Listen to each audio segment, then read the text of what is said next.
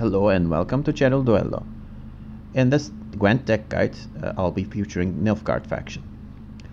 And the deck is an Enslave deck, but it isn't only focused on tactics.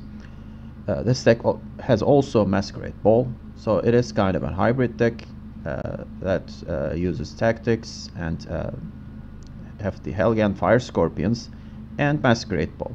So you have two victory conditions. And one of the rounds, ideally, you're gonna win by playing a lot of tactics and the heavy machinery combos.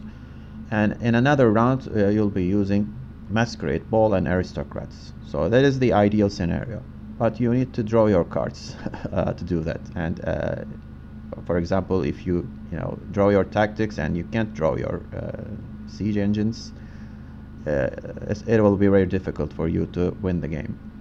Or I mean, you draw your aristocrats, but you're not able to draw your Masquerade Ball, then you'll have a difficult time, obviously.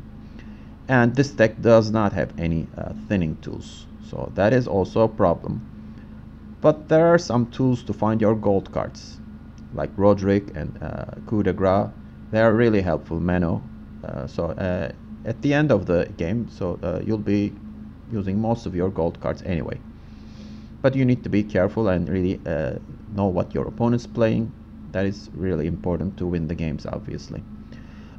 This deck was being played by Spyro last month. I kinda enjoyed it, and I thought it wouldn't work, but I tried it on the ladder this month, and it's going pretty well so far. I didn't play a lot of games this month. I've been focusing on other games, to be honest with you, and I'm waiting for the new expansion, obviously, but I played 20 games with this deck, and it resulted in 15 wins, 4 losses, and 1 draw. So it's pretty good so far. I don't know. Maybe I was lucky. So I don't know what will happen next, but I'll keep playing until I reach the 25 games mark, and then we'll see where I'll end up. Okay, let's get back to the deck. I'm not gonna be talking much about the deck and how it works. But Enslave, as you know, is all about tactics. This deck isn't only about tactics, so there are only 8 tactics in this deck, so that's why I can seize an enemy unit with 5 power. So this is not an Enslave 6 deck, and for obvious reasons, because there needs to be some room for the aristocrats. And this deck is a devotion deck. Unfortunately, I don't have enough provisions to play Oneiromancy or Heatwave, so it is what it is. And for devotion, Amnesty is only using the benefit of playing devotion. You can boost the stolen units by 2. That's about it. Unfortunately, there aren't any devotion benefits to this deck. And let's talk about the aristocrat package and tactic package separately. But combining these packages is actually Coup de Grace card. Coup de Grace is a tactic card, so you can tutor it with mano. And there wasn't any game that I wasn't able to draw Coup de Grace, I think. So there are many ways to get a hold of this card. And with Coup de Grace, and you can play it on Roderick or Joachim. I'm sorry, this is not Joachim, obviously. And since they are spies, you can replay them again. And they're aristocrats, and they will trigger Masquerade Ball twice. And they're both really good cards. And playing Joachim twice could be great finisher. And playing Roderick twice, you can draw all of your gold cards, including Coup de Grace if you weren't able to draw it. So that is a really good combination, and that's really the main foundation of this deck. So Coup de Grace and especially Roderick, those 2 cards are really important, so you need to draw at least one of them. With those 2, I'm sure you'll be able to draw your Masquerade Ball. Anyway, so what about Masquerade Ball? Well, how many aristocrats do we have? Let's check them out. Usurper, his 3rd form is an aristocrat, so that's one of the advantages of playing devotion, and you sometimes need his aristocrat form to trigger the Masquerade Ball, obviously. But in case you need it, you can play him on the second round as a soldier. so it's still 12 points minimum. And other than that, we have Joachim and Roderick, and we have Vincent as another aristocrat. There are still a lot of good targets for Vincent, so I think it's a solid card still. Other than that, we have 2 Van Moorlam Hunters, and that's about it. There are no other aristocrats in this deck like Thirsty Dame or other stuff. But with Coup de Grace, remember that you can play Joachim and Roderick twice. So suppose you have Masquerade Ball and only Roderick as aristocrat, but you have Coup de Grace in your hand. You can play that aristocrat twice and trigger Masquerade Ball twice. So there are no shortages of aristocrats in this deck as long as you draw Coup de Grace and Roderick. What about Tactics package? Well, Hefty Helga is still a very strong card, but to complement Hefty Helga, we have 2 Fire Scorpions. They are mini Helgas, and they can be really annoying, especially in the first round. But you need to have several tactics to get, the most of these cards. But they are usually removed, so you don't need to worry about that. But if they are removed, the opponent is using their removal on a mediocre card, let's say like that. Other tactic cards, what are they? We have 2 Amnesty.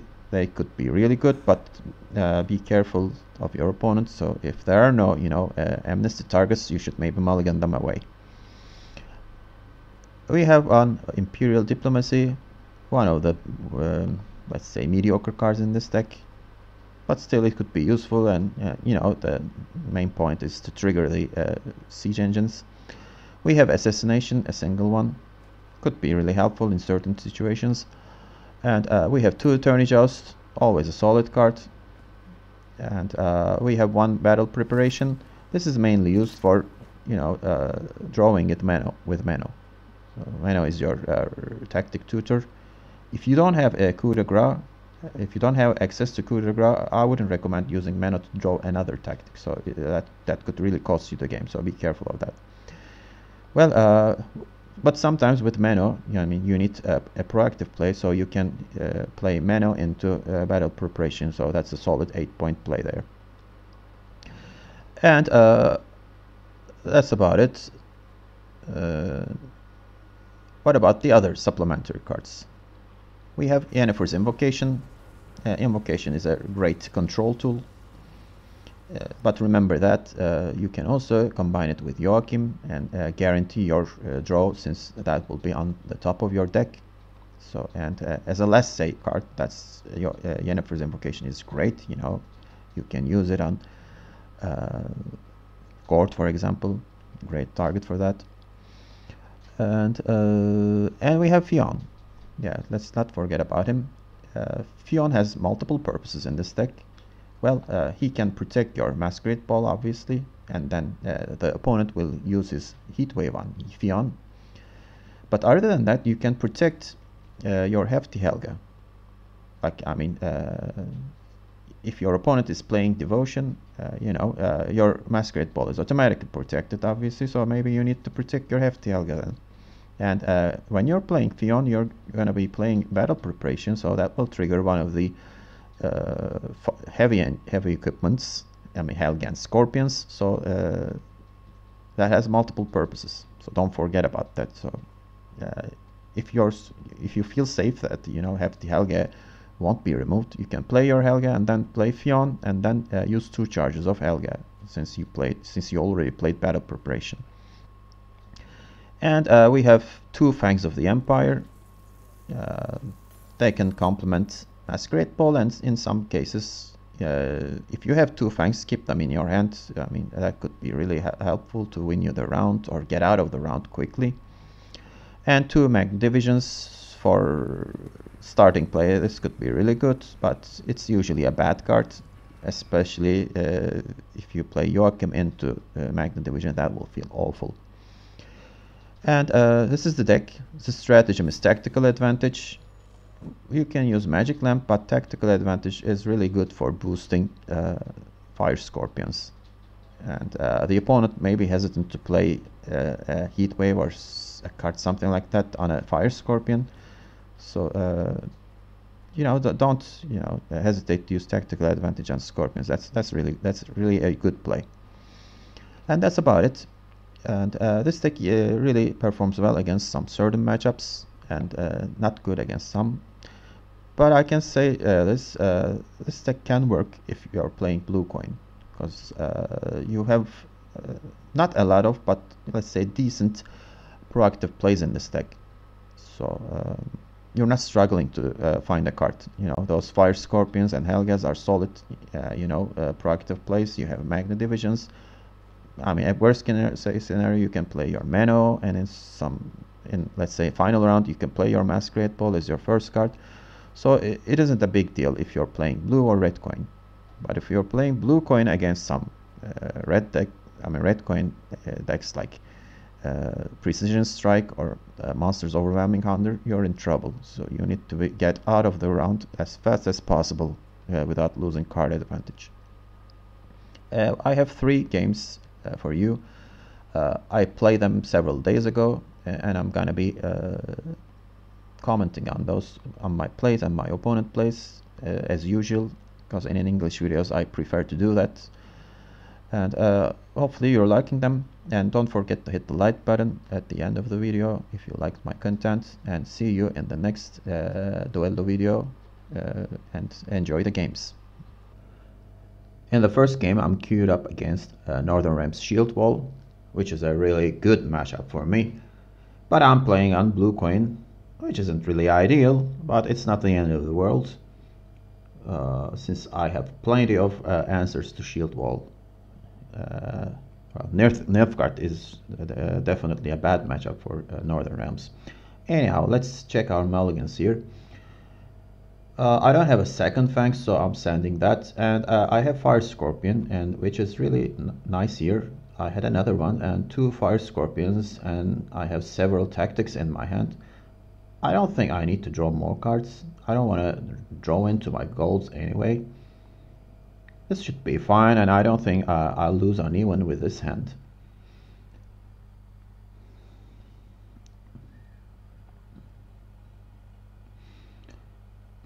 Let's start with a Fire Scorpion first. What my opponent can do here is play Boiling Oil on it, because playing Prince Ansei will be an overkill. So if my opponent is a good player, he won't do that, obviously. And let's see if he has Boiling Oil or not. I could have used tactical advantage on it. I just wanted to see my opponent's response, since I have another one in hand, and he goes for Carrack Frigate. Well, I have plenty of options to kill Frigate, but I'm thinking about a more greedy route here, like playing Amnesty. But I can't play Amnesty right now because it has 1 armor, and if I ping it with Fire Scorpion, it's gonna go down to 4, and I won't be able to kill it. Another option would be, just playing Tourney Joust, but I think I'll wait for a round. And let's play another Fire Scorpion, and I think with 2 Fire Scorpion and 2 more charges on them, I'll be fine. My opponent can play Prince Ansei or maybe Seltkirk here, but Seltkirk would be really risky.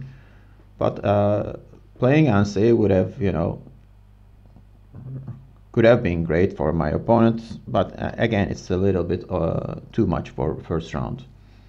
But he could have won on even if he did that. But we don't know if he has Ansei or not. Anyway, I believe this play is a misplay. I don't think it's a good one. Why waste 1 of your charges on Frigate? Because having shield on, let's say, Frigate or any Northern Realms unit isn't a big deal, because Nilfgaard has Tourney Joust, so it just ignores shield. So why waste it on Frigate at this time? And besides, I mean, I could have Vincent in my hand, so that's not a bad Vincent target there. And he plays Carrack City Guard next to it, and enables the volunteer thingy. Now I have 2 chargers. If I play another tactic, I will have 2 more charges, 1 for each. And I'm checking if I can steal that frigate, but there's no way I can do that. So what I'm gonna do is I'm gonna play tourney just, and then just kill the frigates with remaining charges, and I will have 1 more charge left actually for something else, but I'd rather keep that charge just in case. So we got rid of frigate. In the next round, I mean, he was able to spawn a volunteer, but the thing is, my opponent used a leader charge, which is a big deal in my opinion. And now we see the drummer going down. Drummer is a really nice target for Amnesty, but I'm making a misplay here. Just 1 point. It's not that big of a deal because, you know, I can play right away Amnesty. Why, you know, ping the armor? I think I kind of thought I was playing coup de grace or something like that, so that was a waste of point there. And City Guard keeps growing, by the way. Not really nice. Here comes Dawn Banner for thinning purposes, so I expect a boost unit next to it in the following turn. Well, let's get rid of Carrack City Guard, Assassination for 5 points and 2 more points from the Fire Scorpion. I still have 2 more charges, no need to spend them right now because I have another target. I have another tactic in my hand, which is coup de grace. Here comes Carrack Marine as expected. Carrack Marine will boost that Dawn Banner, and that's a great target for coup de grace. I will ping it once and then enable the death blow here, and then spawn the Marine. And since I'm playing Devotion, Marine will boost by 4, and I got plenty of points from that. I don't have any more tactics. I mean, I don't plan to use Fion, so I just used all of my charges and get a big lead here. My opponent just passes, no need to spend further there.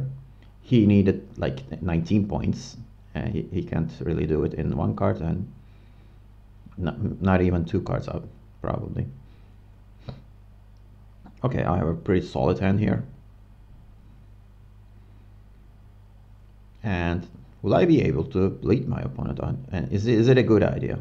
Anyhow, I just got rid of the Magni here. I don't have Masquerade Ball. I mean, if I had Masquerade Ball, bleeding could be an option. I mean, Van Moorland Hunter is a really nice card against Nilfgaard because, you know, the luck is really good. But I want to have as many ghosts as possible. I'm looking at my hand and I don't have any proactive play other than the Fion, and what will Fion protect? So, and I don't want to use Usurper, so I'm taking a risk here and going long round against Northern Realms. And my long round should be quite good as well because I have a lot of options to answer the threats. And he can't do anything against my Masquerade Ball, by the way, which I don't have it right now. But I have Roderick, so I'm sure I'll get it, but I don't need to use Roderick, and two of the 3 cards are amazing. I have Masquerade Ball. Well, Helga isn't an amazing choice because there aren't any tactics like there in the deck. So do I really want the tactics in my hand right now? And let's take a look at my hand. I mean, if I had 1 Fangs, I would have used the other one, but I have both of them in my hand, and Poison is really good against Northern Realms. They don't have Purify options, so I'm not taking a risk. I mean, there are 2 gold cards remaining in my deck, but I have Roderick and Coup de Grace, so I can play Roderick twice and get all of the gold cards in my deck. So I feel really good about going into the 3rd round. I think I'll be able to win this easily. Here comes Dawn Emir. And by the way, since I'm, you know, commenting with post-game commentary, this is a post-game commentary, so I know what my opponent has because I'm rewatching it. Just for your information, the tank cards my opponent has are Dawn Emir, John Natalis, Boiling Oil, Prince Ansei, Tridom Infantry, Anas Stringer, Carrack Marine, Selkirk of Goulet, Verexis, and Queen Adelia. So looks like a pretty good hand, actually. Only Baron is missing. which is actually a big deal. But let's see how my opponent will handle his hand. Well, obviously playing Donimir is a good choice, but I have the answer to it, which is Vincent. I could have played Roderick into Yennefer's Invocation, but I already have a defender, so why do I need that? So, and Roderick, I mean that is a great target for Roderick, so no brainer there. Not Roderick, Vincent, I'm sorry. So I expect Visigoda, and my opponent obviously sent the Amphibious Assault back to the deck, and with Genitalis he is able to draw Visigoda with 4 power and uses the one of the leader charges to make it 6 so that I don't steal it with my leader ability. So 6 with shield is the problem. If he didn't have shield, I could have used Mano into Assassination to kill it, and there's no way I can deal with it in one turn unless I use my leader ability. What I'm doing is I know what I'm gonna draw because there are only 2 cards left, and I prefer to play Manor first into Tourney Joust, and right now this is a pretty bad steal because I could have stolen a unit up to 5 power, but Visigoda is a juice choice, and my opponent left 3 charges on him. So in fact I'm stealing a 5 power card, and if I don't deal with Visigoda it will be too risky. What I could have done is just leave it alone and then steal it with Coup de Grace.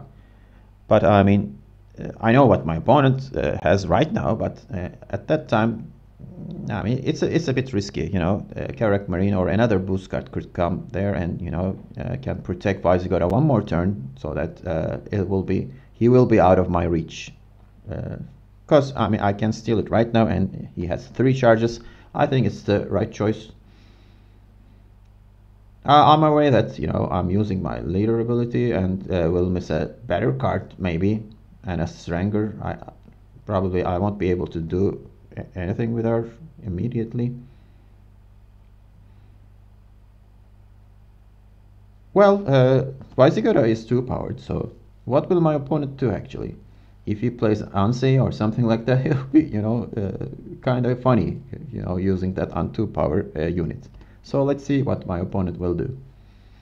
He has Boiling Oil, so 3 points of Boiling Oil gone to waste.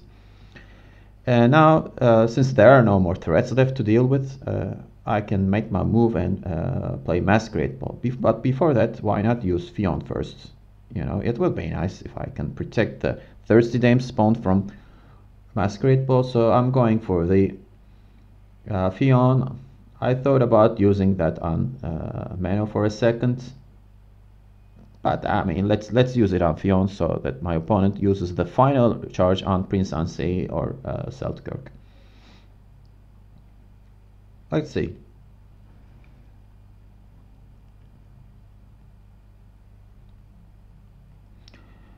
My opponent goes for Prince Ansei and uses the final charge. Well, destroying the defender is the correct call here, but I mean he doesn't need to rush actually, and he doesn't have Heat Wave or something like that to get rid of Masquerade Ball, so he could have used Prince Ansei anytime actually. But I mean it's debatable. You can use it at that time or maybe later.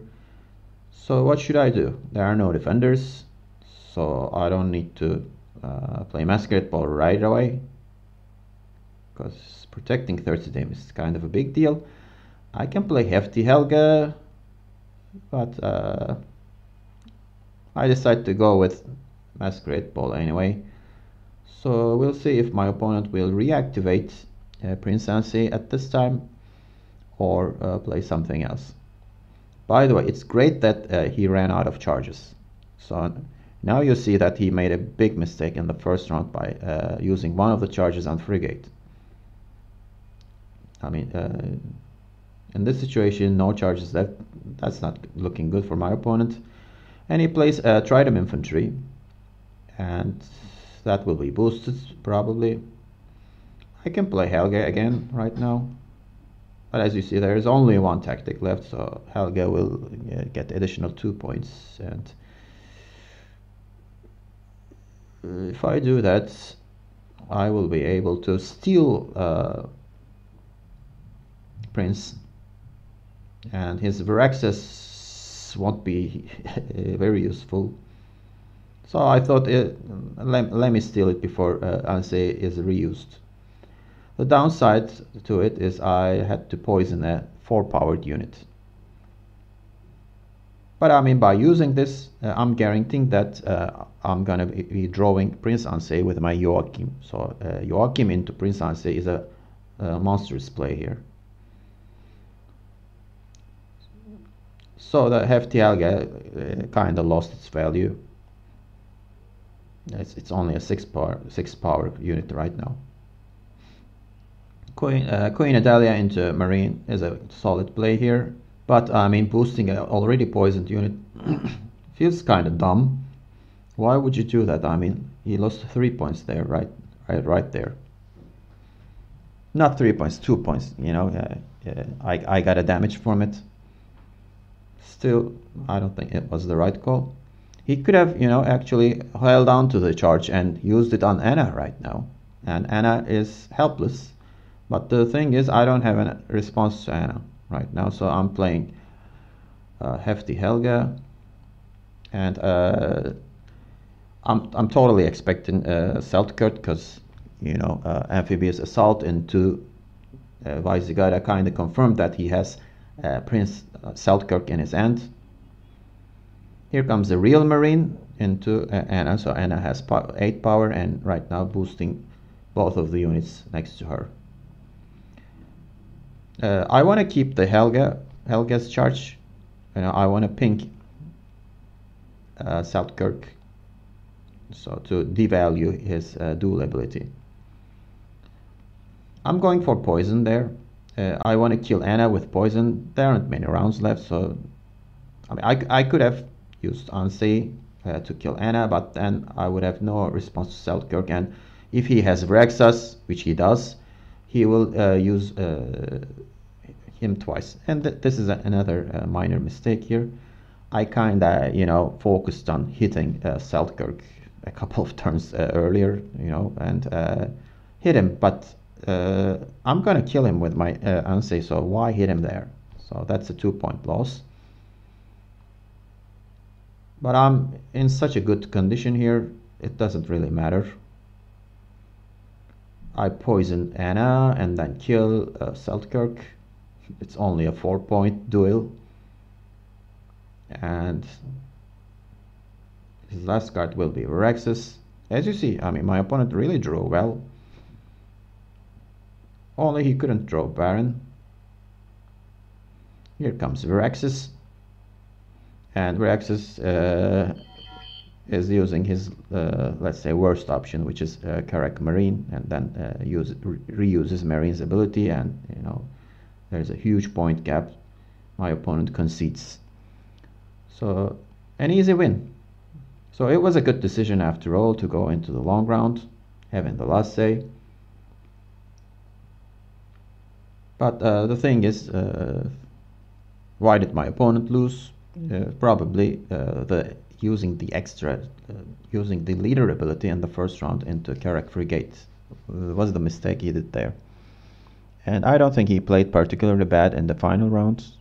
Most of his decisions were solid, in my opinion.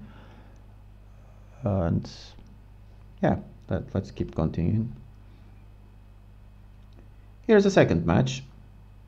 And this time I'm playing Red Queen against Nature's Gift. The opposite scenario would be Nightmare, though. I mean, me playing Blue Coin against Nature's Gift on Red Coin, that would be total nightmare. At least I won't be losing my card here. Okay, I mulligan away Magni. Let's take a look at my hand.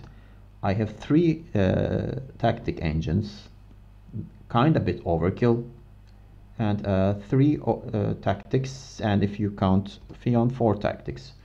Not bad, but I could use one more tactic, so I'm sending Fangs, and here comes Mag's Division. It comes back into my hand, which sucks.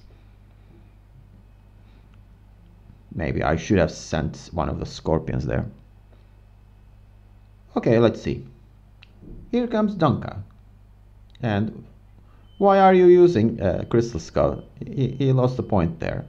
That's not a really good call for this type of deck.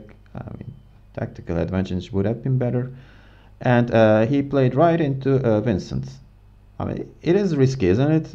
I mean, if I had Vincent right now, I would have used it and probably, you know, won the game on even cards. But I don't have him, so I'll probably play 3 cards and pass them. So it isn't looking great right now. I start with the pathetic Madden Division.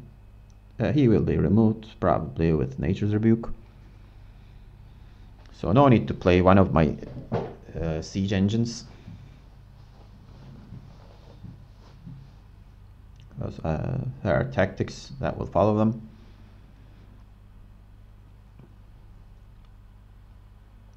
So this is a no-brainer if you have, let's say, Nature's Rebuke.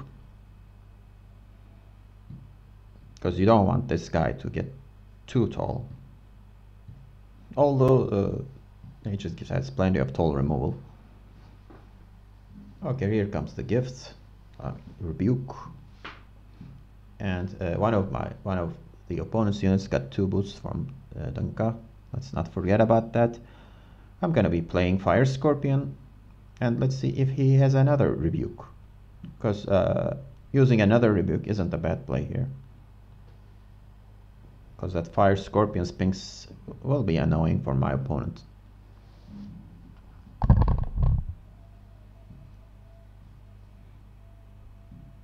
Or he could just ignore and play some other units. Because Dunka seems really safe there. Instead, my opponent uses Forest Protector, which is a big commitment in the first round, because, you know, already used Dunka, and Forest Protector is a great tempo swing.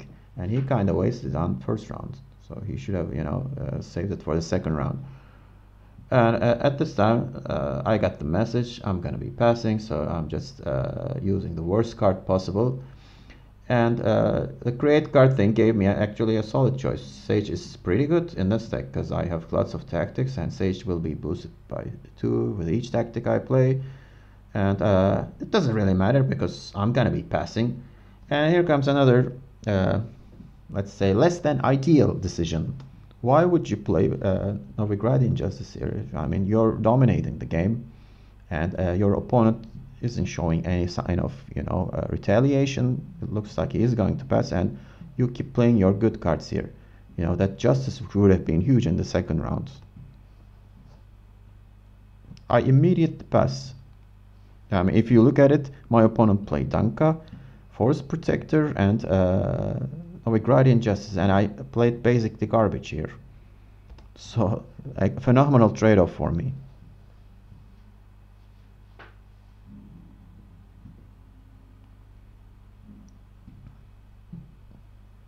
And I assume there's a lag or something, or maybe thinking about the next move in the next round. Okay, so my opponent will obviously try to bleed me, and I have a pretty good hand. I think I can defend the bleed. Having Vincent is nice, but I wish he was here in the previous round.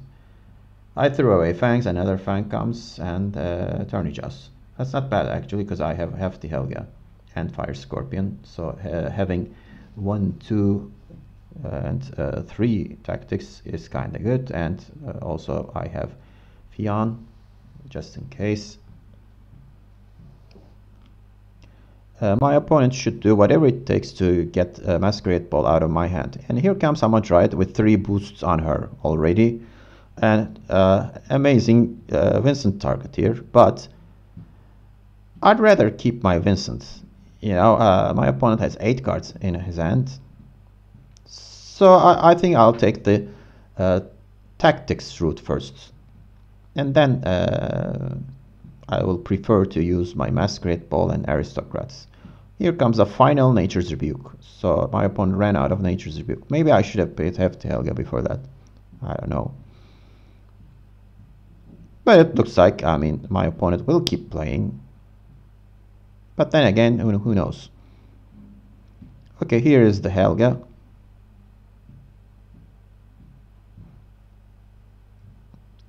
I'm also pretty sure that my opponent will use one of the charges or maybe another card on Hamadryad. So I totally expect the Vitality boost on the Dryad. So my Vincent will be used. So okay, so how do you deal with the Hefty Helga? He only has actually Heat Wave to deal with it, and if he uses Heat Wave, which he does, what will you do against Masquerade Ball? So another suspect decision by my opponent. Not really great. So it's 13-0 and my opponent decided to go for it. I can play Masquerade Ball since he's gonna be pushing until the end, but I have some tactics here, and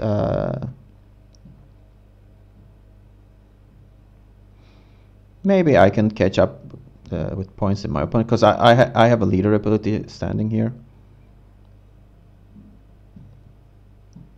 I'm going for the defender. It's a 7-point play.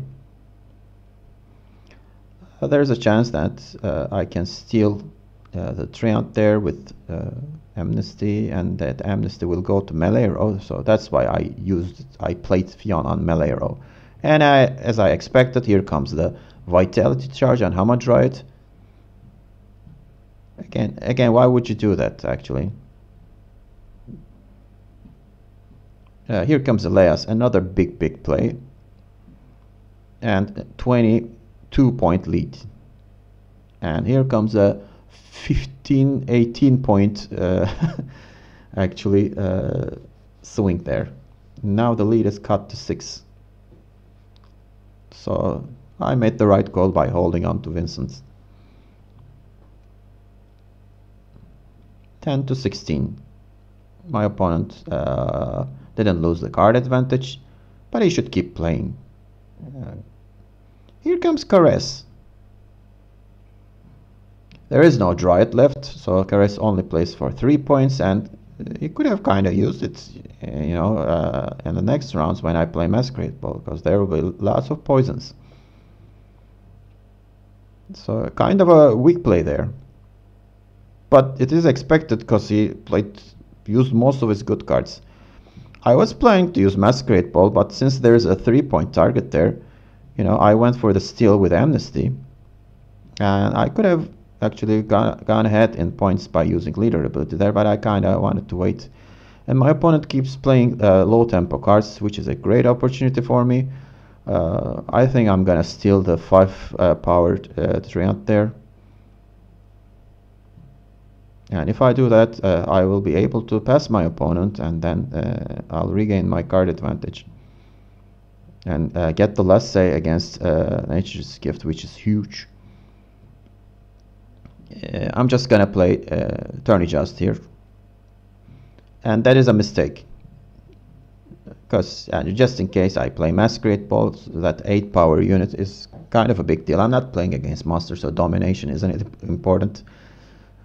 So that wasn't a good play at all.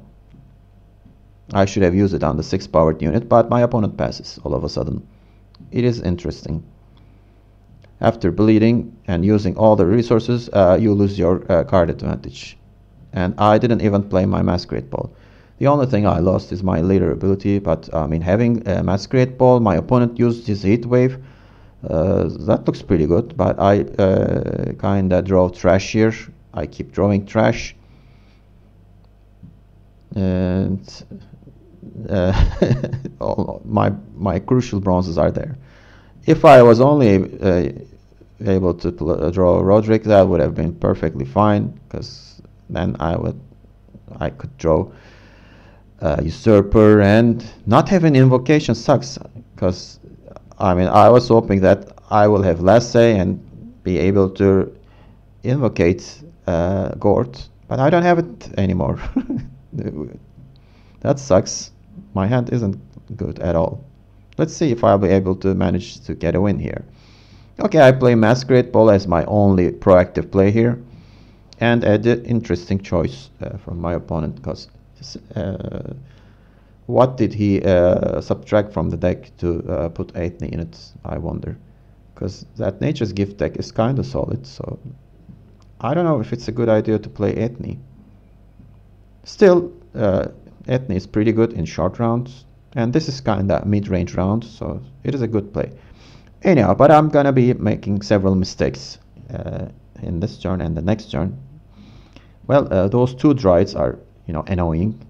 I must get rid of them as soon as possible, because they will keep spawning Treants. What I should have done here is play Van Moorlam Hunter and lock one of the Druids there, and then poison the 6-powered Aethne there. I think I kind of, over analyzed things and went for a bad play because the time was, ticking down. As you see, all of a sudden I decided to bleed Aethne, which is dumb. I don't know why I did that. And then I poisoned the bleeding unit. Why? I mean, why would you do that? I don't know. I don't know what I was thinking there. I kind of lost the point there, and those two Druids are sitting there, and because of this move, it's not actually 1 point loss, it's 2 point loss.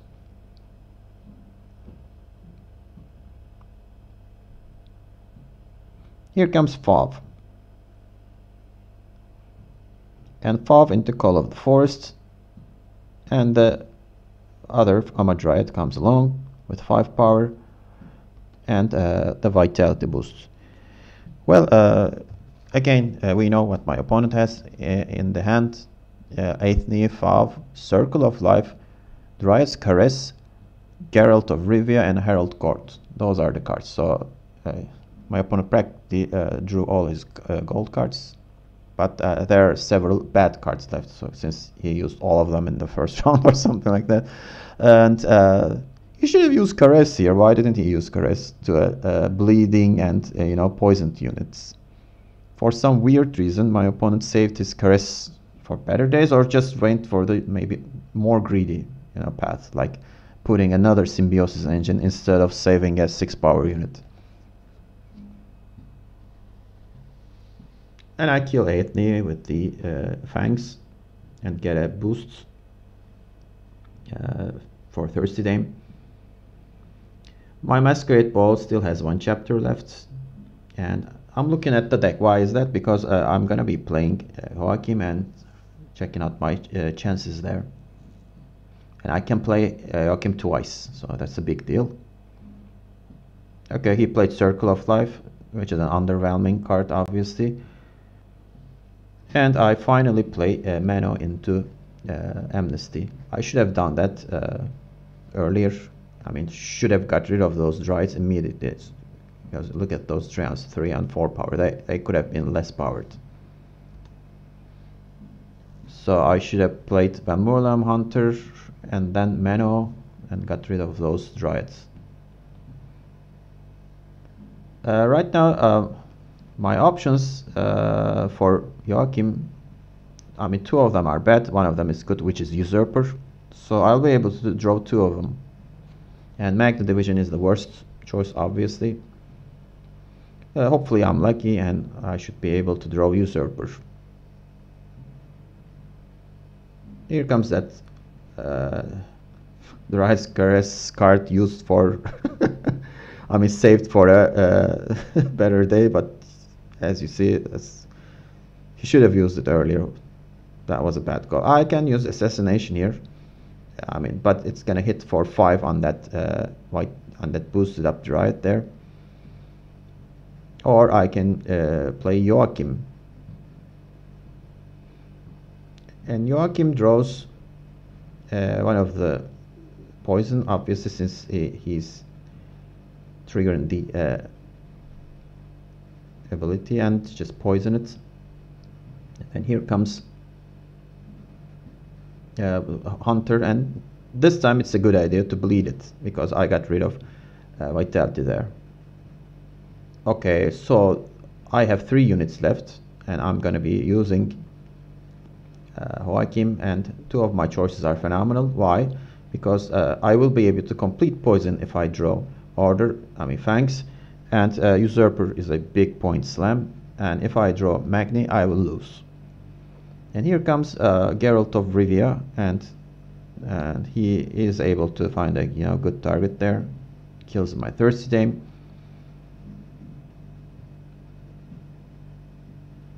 And there's no point in saving Assassination here.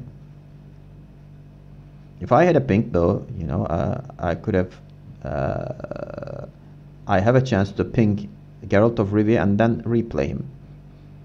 I did that several times in different games, but not this game, because I don't have a hefty Helga or something like that. I can use coup de grace right now, but let's save him and just get assassination point, 5-point assassination. Now it's 29 to 21. It's a tie.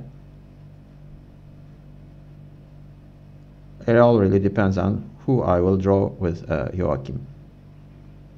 Here comes an 8-point court, which is chunky. So what my chances are 66%, and statistics don't fail me. I draw the other Fangs, poison the Dryad, and win the game by 1 point. If I drew Usurper, I think I was winning anyway, but Magni would have been a nightmare choice there.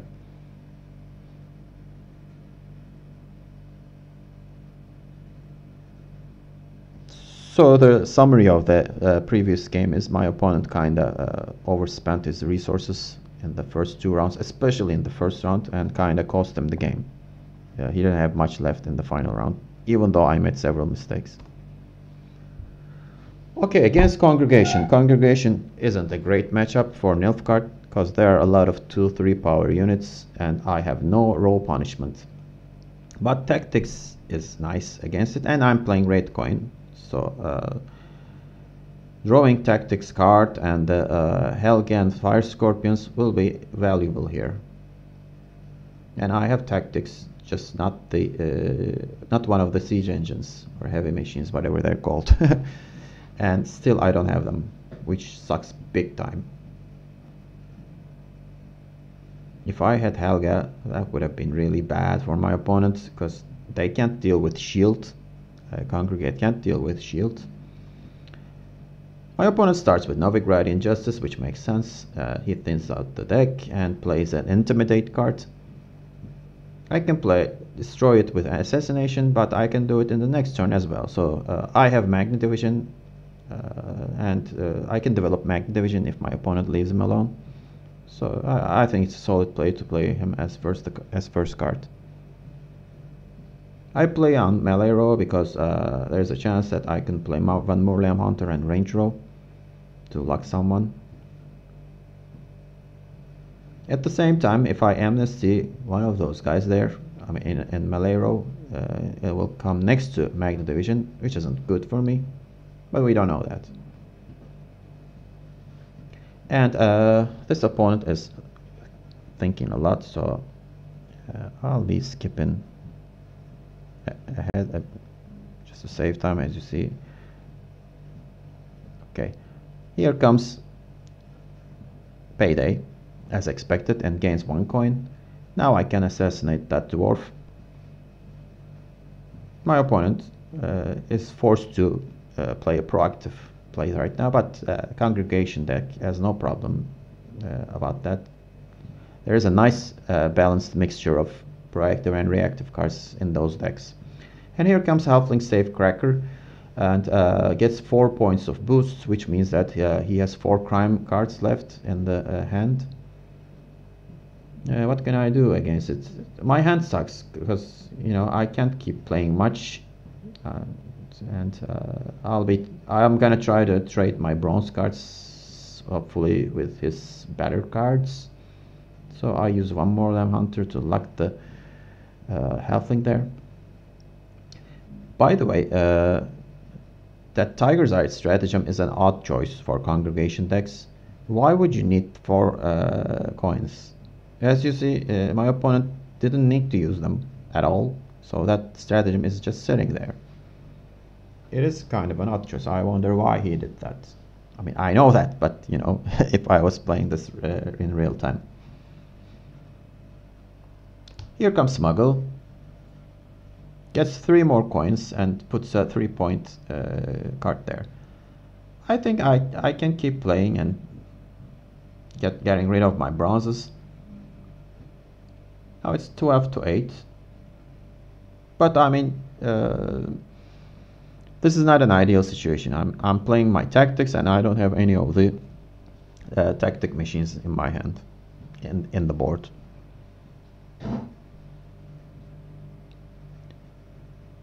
And as you see, my opponent is kind of slow here. Here comes Congregation, but before playing Congregation, my opponent uses one of the leader ability to get 2 more points from Congregation. And still no stratagem used. That kind of shows that playing this stratagem is a stupid choice. And if I pass here, which I will, that stratagem will be used for nothing. And 12 point is a lot, and suppose he uses a stratagem to get points somewhere, I won't be able to, you know, keep up with him. So I decided to pass here, and hopefully I can defend the fleet, but defend the bleed, but my hand doesn't look promising, and I keep drawing bronze cards. My opponent could 2-0 me if he wants to. I get rid of battle preparation, which is nice because mana can draw it if necessary. I don't think I will need Fangs here, and fortunately I got 2 golds. But still there are a lot of gold cards in the deck.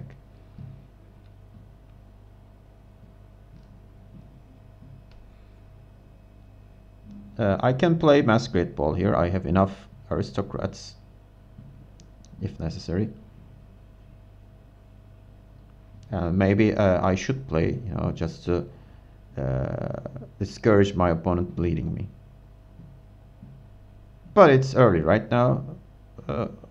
I could have played that Turn Adjuster, and it's also really unfortunate that I wasn't even able to draw Fire Scorpion, not just talking about Hefty Helga. I would have been fine with Fire Scorpion. So I used my worst card in my hand, and Salamandra Assassin seems like a good choice here.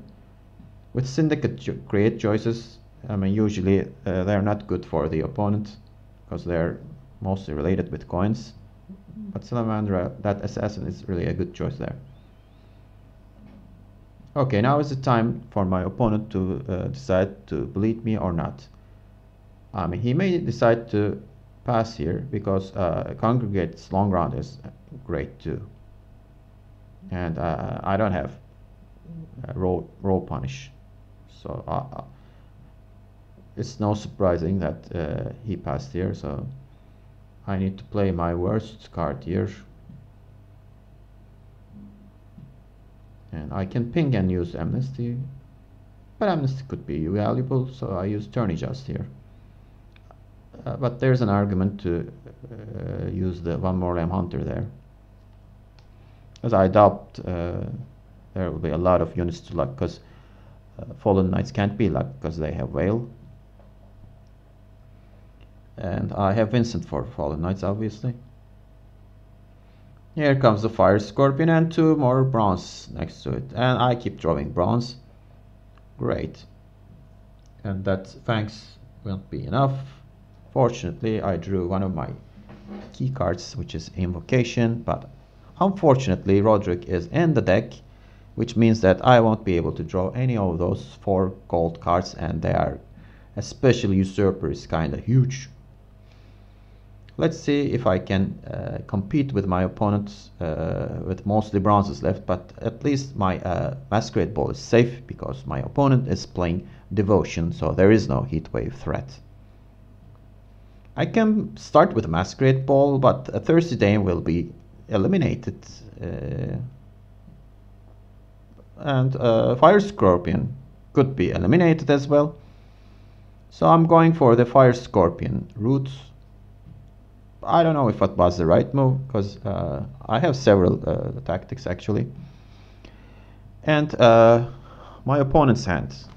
I paused and let me talk about the cards in his hand. It is kind of different. So he has Dip and Pontar, Kalkstein, Ulrich, that cleric thingy, Bank, Van Hurst, Furkos, and that artifact, Diaz Irae, and Bloody Good Fun. So not a great hand, and there are some odd choices. So now you see why he picked Tiger's Eye. Van Hurst could be the reason. But Van Hurst isn't a game-changing card. It's really good, I admit, but no need to build your deck around him. Here comes Dip in the Pontar, and you know, I just listed the cards he has. He had Bloody Good Fun, and he didn't want to kill the Fire Scorpion here, which is a big mistake in my opinion. I know he had 2 coins now. Bloody Good Fun would have been 6-point cards, but instead he went for the greedier route and gained 3 coins. He's thinking like, you know, I can destroy it next turn. And force Nilfgaard player to play proactive cards. So I went for the defensive Tourney Joust and put a shield on my Fire Scorpion. By the way, I'm looking at that card because Dip in the Pontar, I've never seen it being played. Not familiar with the card at all. So now I know what it is. And as you see, this card just turned into Hefty Helga, a mini Hefty Helga. Kalkstein comes along. Kalkstein is a big threat for me because he will be able to, you know, stop the poisons. So why not steal him? Reduce his power to 3 and then get it with Amnesty. Now Kalkstein threat is gone. I'm really in a good position here, but as you see, there are several bronzes which I wish I didn't have, and that Mano doesn't have really, let's say, great choices in the deck. My opponent has 5 coins, by the way. And he doesn't have Fallen Knight, so he spawns Cleric of the Flaming Rose. And see he is drowning in money. He wanted to use his money because, you know, he has Bloody Good Fun, and went for spawning the other leader charges, which is a mistake in my opinion. Why did you use them? What's the rush here? I mean, you have another cleric in hand, you know, you can use the coins to transform them into 3s. He's transforming them because, you know, having armor on them is nice, but, you know, why use leader charge? Just transform the one that just spawned. I'll be playing Masquerade Ball here. I intentionally put it on that melee row because, you know, just in case there could be Tavern Brawl or something like that. No need to put it next to it. And this is a mistake on my part. It is kinda, you know, rushing things. I can have a better choice here. Why steal Cleric of Flaming Rose? I mean, he has another one in hand. And here comes Bloody Good Fun. I mean, the card he didn't use in the first turn. And he is playing Bloody Good Fun for 8 points on a 5 power card. So that was a dumb move, not playing it on the first turn. Thanks to that, I mean, I got some points out of that Fire Scorpion.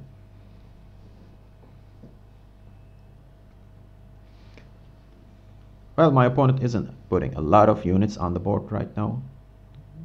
It's creating a bit awkward situation for me. If I play another aristocrat, I mean, I need to poison someone, and there isn't really a good choice to poison here. Instead, I go for Mano into battle preparation. Solid 8-point play. I'm still holding on to my aristocrats. I'm looking for a better target to poison. But against Congregation, I mean, it's very unlikely that there will be, you know, tall units. The tall unit will be obvious Fallen Knight, but Fallen Knight has Veil, so Vincent will deal with him.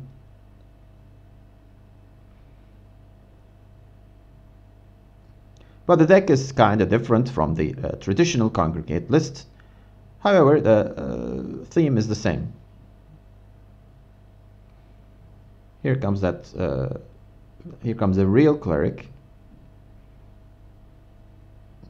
I luck the cleric and decide to, poison Ulri. At least it's a 4-point card and has more potential to grow. If he still has crimes in his hand, he should have, because Dies Irae. By the way, I'm slowly increasing my lead here. It's 31 to 17 right now. And he doesn't have any way to deal with 2 Joachims. Having Devotion, my opponent does not have access to Heatwave, but he has tremendous points potential. Vivaldi bank into Fallen Knight, and if he hadn't used his leader abilities, he could have spawned those 2 fire spawn units. Actually, it wouldn't matter much because I have Vincent. And here comes the first Joachim, and as expected, I was lucky to draw Usurper, but there aren't really many choices, so it isn't totally luck. So statistically, I would have drawn that Usurper. There aren't units left in the deck. Here comes Lieutenant Van Hurst, the card he saved for the final 3 turns. I don't have any ways to deal with Van Hurst. I wish I did at this moment, but it is kind of late to play him anyway. And here comes the second Joachim, and this time the worst choice comes along. Terrible, it's terrible. But it's 71 to 30, by the way. The lead is getting bigger and bigger. I wonder if we are able to close the gap. Only 3 cards remaining, and I have a Vincent waiting to kill that Fallen Knight. I could have killed him, by the way, the previous turn. Furco into Congregation. 6 plus 3 points from spawning, and another point from Van Hurst spawn. But doesn't matter because I have Vincent and kill the 10-point Fallen Knight. Now it's 35 to 74. It's even more than double of his points. Here comes Sacred Flame, and there's actually a lot of units on the board right now, which is a bit concerning. And another one spawned. Well, Invocation does suck right now, but at least I'll be able to get rid of Van Hurst. Let's see if that will be enough to close the gap, but it isn't. I mean, Artifact, boosts everyone by 1, and Dies Irae is able to hit Death Blow, and actually it's closer than I thought, 71 to 64, so 7 points. It's not that bad, but still, analyzing this game, my opponent deck kind of sucked. So that's the reason I won this game. If he had a better optimized Congregation deck, I could have lost here because it's not a really good matchup. I don't have Roll Punishment, but instead, he had lots of coins unspent and unused, and that's why he lost, I guess. Okay, thank you for watching these games. I'm hoping that you like this format of presentation, post-game analysis kind of thing. And if you like the video, please hit the like button, and thanks for watching it, and hope to see you in another Duello video. Bye bye.